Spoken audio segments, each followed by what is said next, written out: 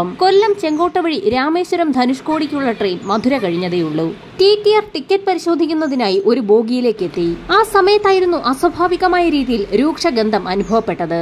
ആ ബോഗിയൊക്കെ ഒന്ന് പരിശോധിച്ചു നോക്കാൻ തന്നെ TTR തീരുമാനിച്ചു. ആ ബോഗിയിലുണ്ടായിരുന്ന മറ്റ് യാത്രക്കാർക്കും രൂക്ഷഗന്ധം അനുഭവപ്പെടുന്നുണ്ടായിരുന്നു. ടിക്കറ്റ് എക്സാമിനർ ചുറ്റുവട്ടത്തൊക്കെ ഒന്ന് നോക്കിയപ്പോഴായിരുന്നു സീറ്റിനടിയിൽ പച്ച നിറത്തിലുള്ള ഒരു പെട്ടി കണ്ടത്. സീറ്റിനടിയിൽ നിന്നും ആ പെട്ടി വലിച്ചു പുറത്തേക്ക് വെച്ചു. ആ നിമിഷത്തിൽ തന്നെ അദ്ദേഹം ഒന്ന് ഞെട്ടി. ആ പച്ച പെട്ടിക്കുള്ളിൽ നിന്നും രക്തം ഇറ്റിറ്റ് വീഴുന്നുണ്ടായിരുന്നു. ആ കാഴ്ച കണ്ട ടിക്കറ്റ് എക്സാമിനർ തൊട്ടടുത്ത സ്റ്റേഷനിൽ വണ്ടി നിർത്തിയ സമയത്ത് സ്റ്റേഷൻ മാസ്റ്ററെ വിവരം അറിയിച്ചു. പെട്ടിക്കുള്ളിൽ നിന്നും രക്തം വാർന്നു വീണുകൊണ്ടേയിരിക്കുന്നത് കണ്ട സ്റ്റേഷൻ മാസ്റ്റർക്ക് കാര്യം പന്തിയല്ല എന്ന് മനസ്സിലായി. വിവരം ഉടൻ തന്നെ സമീപത്തുണ്ടായിരുന്ന സ്റ്റേഷനിൽ അറിയിക്കുകയും പോലീസ് സംഘം ഉടനടി അങ്ങോട്ടേക്ക് എത്തുകയും ചെയ്തു. പോലീസുകാരുടെ നിർദ്ദേശപ്രകാരം ട്രെയിനിൽ നിന്നും ആ ബോഗി വേർപെടുത്തിയ ശേഷമാണ് ട്രെയിൻ അവിടെ നിന്നും യാത്ര പുറപ്പെട്ടത്. വേർപെടുത്തിയ ബോഗിയിൽ സംശയാസ്പദമായ രീതിയിൽ കണ്ടെത്തിയ പച്ച നിറത്തിലുള്ള ഇരുമ്പ് പെട്ടി സ്റ്റേഷൻ മാസ്റ്ററുടെയും മറ്റുള്ള ആളുകളുടെയും ഒക്കെ സമീപത്ത് വെച്ച് തന്നെയാണ് പോലീസ് തുറന്നത്. പെട്ടി തുറന്ന നിമിഷത്തിൽ തന്നെ കൂടി നിന്ന ആളുകളും പോലീസുകാരും ഭയന്നുകൊണ്ട് പിന്നിലേക്ക് മാറി. രക്തത്തിൽ കുളിച്ച നിലയിൽ ഒരു മനുഷ്യന്റെ തലയില്ലാത്ത ഉടലായിരുന്നു പെട്ടിക്കുള്ളിൽ ഉണ്ടായിരുന്നത്. പ്ലാറ്റ്ഫോമിൽ വലിയൊരു തുണി വിരിച്ച ശേഷം പെട്ടിക്കുള്ളിലുണ്ടായിരുന്ന മുഴുവൻ സാധനങ്ങളും ആ തുണിയിലേക്ക് കുടഞ്ഞിട്ടു.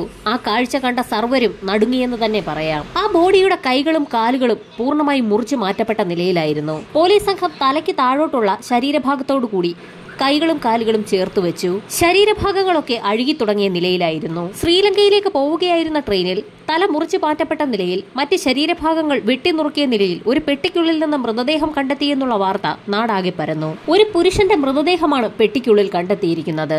മൃതദേഹത്തിൽ വസ്ത്രങ്ങളൊന്നും തന്നെ ഉണ്ടായിരുന്നില്ല.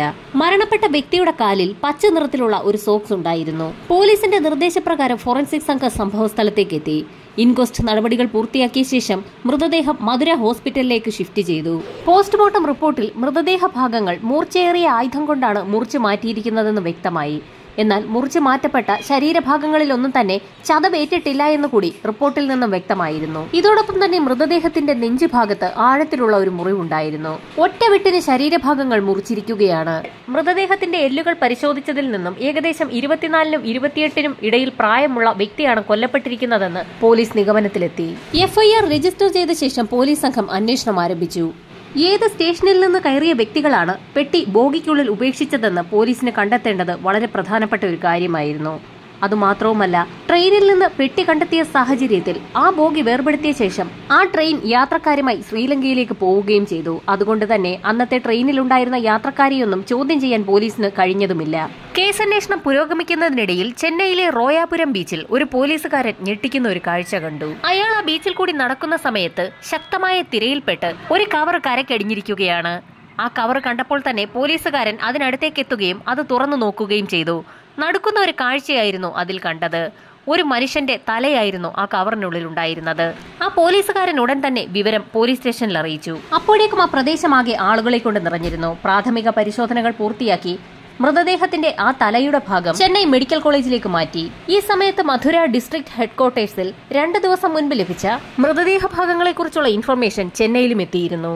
ആ വിവരം അറിയാവുന്ന ഹെഡ്ക്വാർട്ടേഴ്സിലെ ഉദ്യോഗസ്ഥർ മധുരയിൽ നിന്നും ട്രെയിനിനുള്ളിൽ നിന്ന് ലഭിച്ച മൃതദേഹ ഭാഗങ്ങൾ ചെന്നൈയിലേക്ക് കൊണ്ടുവരാൻ നിർദ്ദേശം നൽകി. ആ മൃതദേഹ അവശിഷ്ടങ്ങളുടെ ഭാഗമായ തലയാണോ ലഭിച്ചിരിക്കുന്നതെന്ന് മനസ്സിലാക്കുന്നതിന് വേണ്ടി ചെന്നൈ മെഡിക്കൽ കോളേജിലെ വിദഗ്ധരടങ്ങുന്ന ഡോക്ടർ സംഘം പരിശോധന ആരംഭിച്ചു. ഡോക്ടർമാരുടെ വിശദമായ പരിശോധനയിൽ ഒരേ വ്യക്തിയുടേത് തന്നെയാണ് ആ തലയും ഉടലുമെന്ന് വ്യക്തമായി. കടപ്പുറത്തടിഞ്ഞ തലയുടെ ഭാഗം ഉൾപ്പെടുന്ന കവറിനുള്ളിൽ നിന്നും ബ്രൗൺ നിറത്തിലെ ഒരു ഷർട്ടും പോലീസിന് ലഭിച്ചു. അത് തൊണ്ടി മുതലായി കസ്റ്റഡിയിൽ ശേഖരിക്കുകയും ചെയ്തു. ചെന്നൈ മെഡിക്കൽ കോളേജിലെ ഡോക്ടർ KC ജോസഫും CP ഗോപാലകൃഷ്ണനും ചേർന്നായിരുന്നു പോസ്റ്റ്മോർട്ടം നടത്തിയത്. പോസ്റ്റ്മോർട്ടം നടത്തിയ ശേഷം വിശദമായ റിപ്പോർട്ടാണ് അവർ തയ്യാറാക്കിയത്. തലയും ഉടലും കൂടി ചേർത്തപ്പോൾ 5 അടി 5 ഇഞ്ച് പൊക്കമുള്ള ഒരു പുരുഷന്റേതാണെന്ന് വ്യക്തമായി. അയാളുടെ ആമാശയത്തിൽ നിന്നും ലഹരി മരുന്നുകളുടെ സാന്നിധ്യം കണ്ടെത്തി. പോസ്റ്റ്മോർട്ടം റിപ്പോർട്ടിലെ മറ്റൊരു കണ്ടെത്തൽ പോലീസുകാരെ തീർത്തും അമ്പരപ്പിക്കുന്നതായിരുന്നു. ചെന്നൈയിലെ വിദഗ്ധരടങ്ങുന്ന ഡോക്ടർ സംഘം നടത്തിയ പോസ്റ്റ്മോർട്ടത്തിൽ നിന്നും ആ ബോഡിയുടെ ഉടമയ്ക്ക് ഏകദേശം 40 വയസ്സ് പ്രായം തോന്നിക്കുമെന്നായിരുന്നു രേഖപ്പെടുത്തിയിട്ടുള്ളത്. എന്നാൽ നേരത്തെ മധുര ഹെഡ്ക്വാർട്ടേഴ്സിൽ നടത്തിയ പോസ്റ്റ്മോർട്ടത്തിൽ 24-നും 28-നും ഇടയിൽ പ്രായമുള്ള വ്യക്തിയാണ് മരണപ്പെട്ടിരിക്കുന്നതെന്നുള്ള കണ്ടെത്തലായിരുന്നു ഉണ്ടായിരുന്നത്. ഈ സമയത്തായിരുന്നു ചെന്നൈ പോലീസ് സ്റ്റേഷനിൽ ലഭിച്ച ഒരു പരാതി പോലീസ് സംഘം വിശദമായി ഒന്ന് പരിശോധിക്കുന്നത്. 2 ദിവസങ്ങൾക്ക് മുൻപ് ഒരു സ്ത്രീ തന്റെ ഭർത്താവിനെ കാണാനില്ല എന്നൊരു പരാതി പോലീസ് സ്റ്റേഷനിൽ നൽകിയിരുന്നു. നേരത്തെ ആർമിയിൽ ജോലി ചെയ്തിരുന്ന അയാൾ ആ ജോലി മതിയാക്കിയ ശേഷം ഇപ്പോൾ വീടാന്തരം കയറിയിറങ്ങി പേനയും തുണിയുമൊക്കെ വിൽക്കുന്ന ജോലിയാണ് ചെയ്യുന്നത്.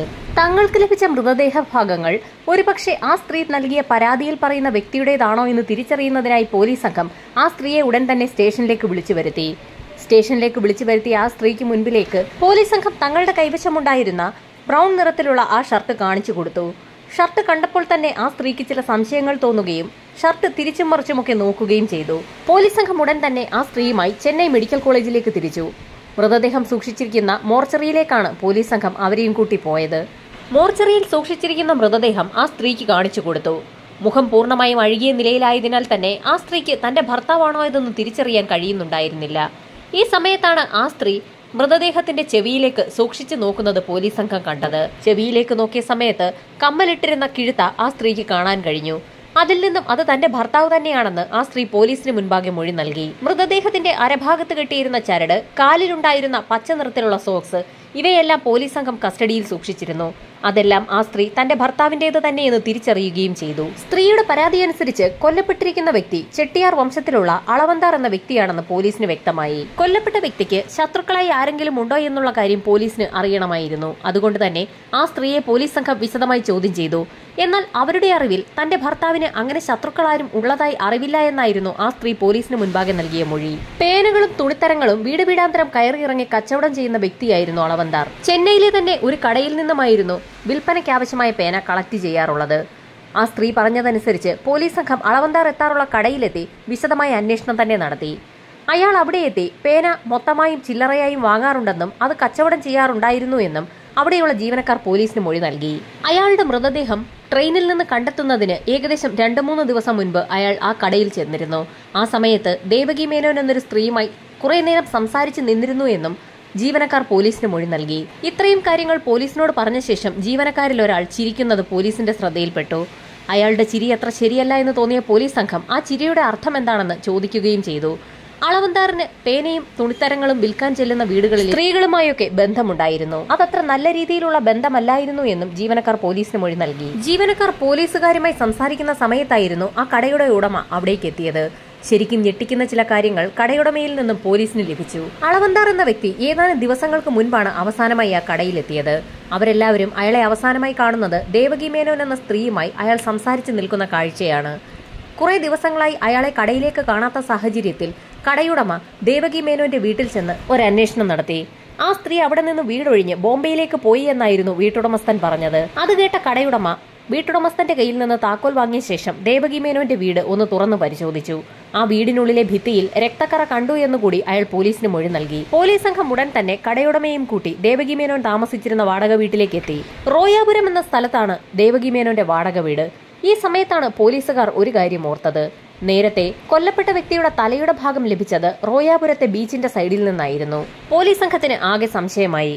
കടയുടമ പറഞ്ഞ ദേവകി മേനോന്റെ വാടക വീട്ടിലെത്തിയ പോലീസ് സംഘം മുറി തുറന്ന് പരിശോധന നടത്തി. ആ സമയത്ത് വീടിനുള്ളിലെ ഭിത്തിയിൽ പറ്റിപ്പിടിച്ചിരിക്കുന്ന രക്തക്കറ പോലീസിന്റെ ശ്രദ്ധയിൽപ്പെട്ടു. വീടിനകമാകെ പരിശോധന നടത്തിയതിൽ നിന്നും അളവന്താർ എന്ന വ്യക്തി ദേവകി മേനോന് വിറ്റ പേനകളുടെ ഒരു വലിയ ശേഖരം തന്നെ കണ്ടെത്തി. അവരിരുവരും തമ്മിൽ നല്ല അടുപ്പത്തിലായിരുന്നു എന്നും പലതവണ ഒരുപാട് സമയം സംസാരിച്ചു നിൽക്കുന്ന കാഴ്ച കണ്ടിട്ടുണ്ട് എന്നും വീട്ടുടമസ്ഥനും കടയുടമസ്ഥനും പോലീസിന് മൊഴി നൽകി. ഇനി കഥ മുൻപോട്ട് പോകണമെങ്കിൽ പോലീസിന് ദേവകി മേനോനെ കസ്റ്റഡിയിലെടുക്കേണ്ടത് അനിവാര്യമായിരുന്നു. വാടക വീട് ഒഴിഞ്ഞ ശേഷം ദേവകി മേനോൻ ബോംബെയിലേക്കാണ് പോയിരിക്കുന്നതെന്ന് വീട്ടുടമസ്ഥനിൽ നിന്ന് മനസ്സിലാക്കിയ പോലീസ് സംഘം നേരെ ബോംബെയിലേക്ക് തിരിച്ചു. അവിടെ എത്തി ഒരു തിരച്ചിൽ നടത്തിയ ശേഷം ദേവകി മേനോനെയും ഭർത്താവ് പ്രഭാകരനെയും പോലീസ് കണ്ടെത്തി. ചോദ്യം ചെയ്യൽ ആരംഭിച്ചപ്പോൾ തന്നെ ദേവകി മേനോൻ പല സത്യങ്ങളും പോലീസിനോട് തുറന്നു പറഞ്ഞു. ധാരാളം എഴുതുന്ന സ്വഭാവക്കാരിയായിരുന്നു ദേവകി മേനോൻ. അതുകൊണ്ട് തന്നെ സ്ഥിരമായി പേന വാങ്ങുന്നതിനായി അളവന്താർ ജോലി ചെയ്തിരുന്ന ആ പേന കമ്പനിയിൽ അവരെത്താറുണ്ടായിരുന്നു. കുറെ അധികം എഴുതുന്നതിന് കൈകൾക്ക് ഏറ്റവും ഉചിതമായ പേന ഇതാണെന്ന് പറഞ്ഞുകൊണ്ട് പല പ്രാവശ്യവും പേനകൾ പരിചയപ്പെടുത്തി കൊടുത്തിരുന്നത് അളവന്താറായിരുന്നു. അങ്ങനെയായിരുന്നു അവർ തമ്മിൽ പരിചയം തുടങ്ങിയത്. കടയിൽ വെച്ച് ഒരുപാട് സമയം അവർ തമ്മിൽ സംസാരിക്കാറുണ്ടായിരുന്നു. പലപ്പോഴും കടയിൽ നിന്ന് ഇരുവരും ഒരുമിച്ചാണ് പുറത്തേക്ക് പോകുന്നതും. അവരിരുവരും സംസാരിച്ച് ദേവകി മേനോൻ താമസിക്കുന്ന സ്ഥലത്ത് വരെ എത്തും. മണിക്കൂറുകളോളം ആ വീടിന്റെ വാതിൽക്കൽ നിന്നും അവർ സംസാരിക്കാറുണ്ടെന്നും അയൽവാസികൾ മൊഴി നൽകി. അങ്ങനെ കുറെ നാളുകൾക്ക് ശേഷം ദേവകി മേനോൻ മലയാളിയായ പ്രഭാകരൻ എന്ന വ്യക്തിയെ വിവാഹം കഴിച്ചു. വിവാഹശേഷം റോയാപുരത്തുള്ള പുതിയ വാടക വീട്ടിലേക്ക് അവർ മാറുകയും ചെയ്തു. നേരത്തെ ദേവകി മേനോനൊപ്പം സംസാരിച്ചുകൊണ്ട് അവർ ആദ്യം താമസിച്ചിരുന്ന വാടക വീട്ടിലായിരുന്നു അളവന്താർ എത്തിയിരുന്നത്. അവർ പുതിയതായി താമസം മാറിയ വീട്ടിലേക്കും അളവന്താർ എത്തുമെന്ന് ഭയം തോന്നിയതോടുകൂടി ദേവകി മേനോൻ അയാളോട് പഴയ കാര്യങ്ങളൊക്കെ മതിയാക്കാൻ ആവശ്യപ്പെട്ടു. എന്നാൽ ഒരുപാട് സ്ത്രീകളുമായി ബന്ധമുണ്ടായിരുന്ന അളവന്താർ ദേവകി മേനോനെ ഒഴിവാക്കുന്ന കാര്യത്തിൽ എന്തോ ഒരു മടി കാണിച്ചു. വിവാഹം കഴിഞ്ഞതോടുകൂടി ദേവകി മേനോൻ അളവന്താറിനോട് സംസാരിക്കുന്നതൊക്കെ കുറച്ചു. പേന വാങ്ങുന്നതിനായി കടയിലെത്തിയാൽ അവർ അധികം മിണ്ടാത്തത് പതിവായി. എന്നാൽ അളവന്താറാകട്ടെ ദേവകി മേനോനെ വിടാതെ പിന്തുടർന്നു. ആ സ്ത്രീ കടയിൽ നിന്ന് പുറത്തിറങ്ങുന്ന സമയത്ത് പതിവ് പോലെ തന്നെ അളവന്താർ അവരുടെ പുറകെ നടന്നു തുടങ്ങും. അത് ശരിയല്ല എന്നും അത് പറ്റില്ല എന്നും ഇനി അങ്ങോട്ട് അത് ആവർത്തിക്കരുതെന്നും ദേവകി മേനോൻ പറഞ്ഞെങ്കിൽ പോലും അളവന്താർ അത് കാര്യമാക്കിയില്ല. ദേവകി മേനോൻ അപ്പോഴേക്കും അളവന്താറിന്റെ മനസ്സിൽ കുടിയേറി കഴിഞ്ഞിരുന്നു. അയാൾക്ക് ഭാര്യയുള്ള കാര്യം പോലും അയാൾ മറന്നുപോയി. അളവന്താറിന്റെ ശല്യം സഹിക്കവയ്യാതായതോടുകൂടി ദേവകി മേനോൻ അക്കാര്യം അവരുടെ ഭർത്താവ് പ്രഭാകരനെ അറിയിച്ചു. അങ്ങനെ ഇരുവരും ചേർന്നായിരുന്നു ആ തീരുമാനത്തിലേക്ക് എത്തിയത്. അളവന്താറിനെ തന്ത്രപൂർവ്വം അവരുടെ വാടക വീട്ടിലേക്ക് വിളിച്ചു വരുത്തി കൊലപ്പെടുത്തിയ ശേഷം ആർക്കും മനസ്സിലാകാത്ത രീതിയിൽ, പോലീസുകാർ കണ്ടുപിടിക്കാത്ത രീതിയിൽ ആ മൃതദേഹം മറവ് ചെയ്യാനായിരുന്നു അവരുടെ തീരുമാനം. വീടാന്തരം കയറിയിറങ്ങി പേനയും വസ്ത്രങ്ങളുമൊക്കെ വിൽക്കുന്ന നിരവധി ആളുകളുണ്ട്. അക്കൂട്ടത്തിൽ അളവന്താർ എന്ന വ്യക്തി ഇല്ലാതായാൽ പോലും ആരും സംശയിക്കുകയില്ല എന്നും കൊലപാതകം നടത്തിയ ശേഷം ബോംബെ പോലെ ഒരു വലിയ നഗരത്തിലേക്ക് താമസം മാറിക്കഴിഞ്ഞാൽ പിന്നെ അവരെ ആരും കണ്ടെത്തുകയില്ല എന്നുമുള്ള കണക്കുകൂട്ടലിലാണ് ദേവകി മേനോനും പ്രഭാകരനും അങ്ങനെ ഒരു തീരുമാനമെടുത്തത്. അങ്ങനെ സംഭവം നടന്ന ദിവസം ദേവകി മേനോൻ കടയിലെത്തി പേന വാങ്ങുകയും അളവന്താറിനോട് സംസാരിക്കുകയും അയാളെ വീട്ടിലേക്ക് ക്ഷണിക്കുകയും ചെയ്തു. ചതി മനസ്സിലാക്കാതെ അളവന്താർ ദേവകിക്കൊപ്പം അവരുടെ വാടക വീട്ടിലേക്ക് എത്തി. വീടിന്റെ വാതിൽ തുറന്ന് അകത്തേക്ക് കയറിയ നിമിഷം തന്നെ മുറിക്കുള്ളിൽ പതുങ്ങി നിന്ന പ്രഭാകരൻ അളവന്താറെ അടിച്ചു വീഴ്ത്തി. അയാളുടെ മരണം ഉറപ്പാക്കിയ ശേഷം മൂർച്ചയേറിയ ആയുധം ഉപയോഗിച്ച് തല കഴുത്തിൽ നിന്നും വേർപെടുത്തിയെടുത്തു. ശേഷം അയാളുടെ ഷർട്ടിൽ തന്നെ ആ തല പൊതിയുകയും അതൊരു പ്ലാസ്റ്റിക് കവറിലേക്ക് മാറ്റുകയും ചെയ്തു. തലയൊഴികെയുള്ള ബാക്കി ഭാഗം ഒരു ഇരുമ്പ് പെട്ടിയിലേക്ക് കയറ്റാൻ ശ്രമിച്ചപ്പോൾ അത് ആ പെട്ടിക്കുള്ളിൽ ഒതുങ്ങില്ല എന്ന് മനസ്സിലാക്കിയ പ്രഭാകരൻ ആ മൃതദേഹത്തിൽ നിന്നും കൈയും കാലും അറുത്തെടുത്തു. മൃതദേഹം പെട്ടിക്കുള്ളിലാക്കി ഭദ്രമാക്കി അടച്ച ശേഷം ആ പെട്ടി ചെന്നൈയിലെ എഗ്മൂർ സ്റ്റേഷനിലെത്തിച്ച് കൊല്ലം, ചെങ്കോട്ട, മധുര വഴി ശ്രീലങ്കയിലേക്ക് പോകുന്ന ട്രെയിനിൽ കയറ്റി വിടുകയായിരുന്നു. ട്രെയിനിലെ ഒരു സീറ്റിനടിയിലേക്ക് പെട്ടി കയറ്റി വെക്കുന്നത് ആരും തന്നെ ശ്രദ്ധിച്ചതുമില്ല.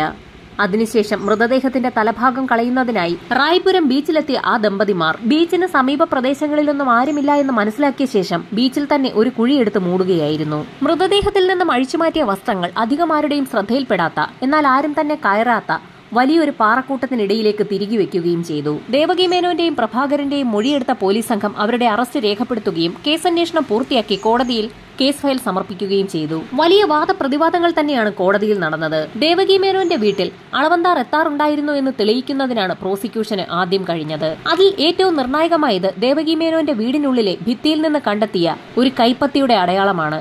ആ കൈപ്പത്തി ദേവകിയുടെ ഭർത്താവ് പ്രഭാകരന്റേതാണെന്ന് തെളിഞ്ഞു. എന്നാൽ ആ കൈപ്പത്തിയുടെ അടയാളത്തിൽ പറ്റിപ്പിടിച്ചിരിക്കുന്ന രക്തത്തുള്ളികൾ അത് അളവന്താറിന്റേതാണെന്ന് പ്രോസിക്യൂഷന് തെളിയിക്കാൻ കഴിഞ്ഞു. ഭിത്തിയിൽ പറ്റിപ്പിടിച്ചിരുന്ന രക്തത്തുള്ളികൾ ഫോറൻസിക് വിഭാഗം ചുരണ്ടിയെടുത്ത് ഒരു കവറിലാക്കി ശേഖരിച്ചിരുന്നു. ആ രക്തസാമ്പിളുകൾ പരിശോധനയിൽ അളവന്താറിന്റേത് തന്നെയെന്ന് തെളിഞ്ഞു. അതുമാത്രവുമല്ല, ദേവകി മേനോനും ഭർത്താവും ബോംബെയിൽ താമസിച്ചിരുന്ന വീട്ടിൽ നിന്നും അളവന്താറിന്റെ കൈവശമുണ്ടായിരുന്ന പേനകളും അയാളുടെ റിസ്റ്റ് വാച്ചും കണ്ടെത്താൻ പോലീസിന് കഴിഞ്ഞു. മറ്റൊരു നിർണായക തെളിവ് കൂടി പ്രോസിക്യൂഷൻ കോടതിയിൽ നിരത്തി. അളവന്താർ കൊല്ലപ്പെട്ട സമയത്ത് ദേവകി മേനോൻ ധരിച്ചിരുന്ന വസ്ത്രം ബോംബെയിലെ അവരുടെ വീട്ടിൽ നിന്ന് പോലീസ് കണ്ടെത്തിയിരുന്നു. അവർ പോലും അറിയാതെ ആ വസ്ത്രത്തിൽ രക്തത്തുള്ളികളുടെ അംശം പറ്റിപ്പിടിച്ചിട്ടുണ്ടായിരുന്നത് പോലീസ് വളരെ വിദഗ്ധമായി തന്നെ കണ്ടെത്തി. മറ്റൊന്ന് ഒരു ഓട്ടോ ഡ്രൈവറായ ദൃക്സാക്ഷിയായിരുന്നു. പ്രഭാകരനെയും ദേവകിയെയും അന്ന് റോയാപുരം ബീച്ചിൽ കൊണ്ടുവിട്ടത് ഒരു ഓട്ടോ ഡ്രൈവറായിരുന്നു. അയാൾ കോടതിയിലെത്തി മൊഴി നൽകി. അന്ന് പ്രഭാകരന്റെ കൈവശമുണ്ടായിരുന്ന കവർ അയാൾ വ്യക്തമായി തന്നെ കണ്ടിരുന്നതാണ്. അത് അയാൾ തിരിച്ചറിയുകയും ചെയ്തു. ബീച്ചിന്റെ ഒരു വശത്തായിരുന്നു ആ കവർ അന്ന് അവർ കുഴിച്ചിട്ടിരുന്നത്. ശക്തമായ തിര അടിച്ചു കയറിയ സമയത്ത് മണൽത്തിട്ടകൾ മാറിപ്പോവുകയും ആ കവർ തെളിഞ്ഞു വരികയും ചെയ്യുകയായിരുന്നു. അതാണ് പിന്നീട് അതുവഴി നടക്കാൻ പോയ ഒരു പോലീസുകാരന്റെ ശ്രദ്ധയിൽപ്പെട്ടത്. അളവന്താറിന്റെ വസ്ത്രത്തിന്റെ ഭാഗങ്ങളൊക്കെ ബീച്ചിന് സമീപത്തുണ്ടായിരുന്ന പാറക്കൂട്ടങ്ങൾക്കിടയിൽ നിന്നും പ്രഭാകരനെ കൊണ്ട് തന്നെ പോലീസ് സംഘം തെളിവെടുപ്പിന്റെ സമയത്ത് അനവധി ആളുകളുടെ സാന്നിധ്യത്തിൽ കൈയോടെ തന്നെ അവിടെ നിന്ന് എടുപ്പിക്കുകയും ചെയ്തു. നിരവധി തവണ അളവന്താറും ദേവകി മേനോനും തമ്മിൽ സംസാരിക്കുന്നത് കണ്ടിട്ടുണ്ടെന്ന് ദേവകി മേനോൻ നേരത്തെ വാടകയ്ക്ക് താമസിച്ചിരുന്ന വീടിന്റെ ഉടമസ്ഥനും അതുപോലെ തന്നെ അയാൾ ജോലി ചെയ്തിരുന്ന പേന കമ്പനിയിലെ ഉടമസ്ഥനും ജീവനക്കാരുമൊക്കെ കോടതിയിൽ മൊഴി നൽകി. മറ്റൊരു നിർണായകമായ തെളിവ് അളവന്താറിനെ കൊലപ്പെടുത്തുന്നതിനായി പ്രഭാകരൻ ഉപയോഗിച്ചിരുന്നത് ഒരു മലബാർ കത്തിയായിരുന്നു. ആ കത്തി കഴുകി തുടച്ചു മിനുക്കി അവർ ബോംബെക്ക് കൊണ്ടുപോയിരുന്നു. ബോംബെയിലെ അവരുടെ വാടക വീട്ടിൽ നിന്ന് പോലീസ് അത് കണ്ടെടുക്കുകയും ചെയ്തിരുന്നു. ദേവകി മേനോനും പ്രഭാകരനും കത്തി വളരെ വിശദമായി തന്നെ കഴുകി വൃത്തിയാക്കിയിരുന്നു. എങ്കിൽ പോലും അതിന്റെ ഉള്ളിൽ പറ്റിപ്പിടിച്ചിരുന്ന രക്തക്കറ ഫോറൻസിക് സംഘം പരിശോധനയിൽ കണ്ടെത്തുകയും ചെയ്തിരുന്നു. അത് അളവന്താറിന്റേത് തന്നെയാണെന്ന് കോടതിയിൽ പ്രൂവ് ചെയ്യാൻ പ്രോസിക്യൂഷന് സാധിച്ചു. പ്രതിഭാഗം വക്കീൽ വളരെ നിർണായകമായ ഒരു വാദമാണ് കോടതിയിൽ നടത്തിയത്. മാന്യമായി ജീവിക്കാൻ ദേവകി മേനോനെയും ഭർത്താവ് പ്രഭാകരനെയും അളവന്തർ അനുവദിക്കാത്ത സാഹചര്യത്തിലാണ് അവർ അങ്ങനെയൊരു കൃത്യത്തിലേക്ക് എത്തിച്ചേർന്നതെന്നായിരുന്നു പ്രതിഭാഗത്തിന്റെ വാദം. അതുകൊണ്ട് തന്നെ ഇതിൽ കടുത്ത ശിക്ഷ അവർ അർഹിക്കുന്നില്ല എന്നും അയാൾ കോടതിയിൽ വ്യക്തമാക്കി. പ്രതിഭാഗത്തിന്റെ വാദങ്ങൾ കൂടി കണക്കിലെടുത്ത് കോടതി നിർണായകമായ ശിക്ഷയും വിധിച്ചു. കൊലപാതകം ആസൂത്രണം ചെയ്തതും നടത്തിയതും പ്രഭാകരനാണ്. അയാൾക്ക് 7 വർഷത്തെ തടവും ദേവകി മേനോന് 3 വർഷത്തെ തടവുമാണ് കോടതി വിധിച്ചത്.